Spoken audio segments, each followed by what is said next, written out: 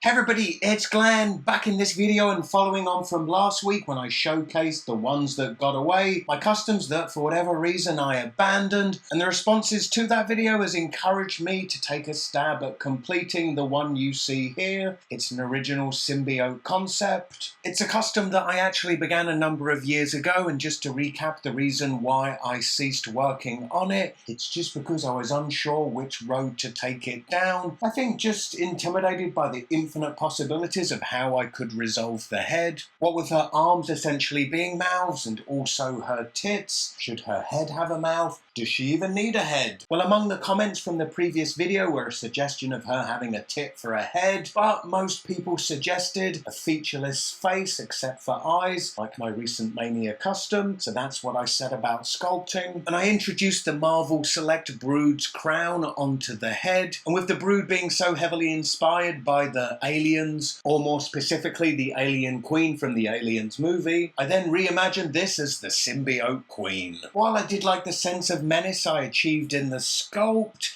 I ultimately felt like the character design of the custom already is so divergent from the symbiotes as we know them in the comics that I really needed to reintroduce some of that kind of venomness from the comics back into the custom. And to that end, I gave up on the sculpting I did on the head and decided to modify the Marvel Select Venom head, taking away the toothy grin but keeping that classic Venom eye shape, as I wanted there to be a familial connection between her and the rest of the symbiotes as we've seen them in the comics. And if she is the Symbiote Queen, I wanted her to look as if Venom is something she would have spawned, as if the Symbiote Queen is the originator of the symbiote species. And that's a concept that I may travel back to at some point, and I guess for now I'd consider this the first prototype of that concept. And to further connect her back to the Venom comic character design, I wanted to introduce the classic Venom chest symbol onto the custom, but what with her having great mouthy tits, I didn't want to complicate that area anymore, so I used the Queen's crown as a canvas for applying that symbol, but I wanted it to look a lot less like a logo, so in the application of the paint I tried to make it look much more like the natural patination of this creature. Somebody had also asked me where the arms originated,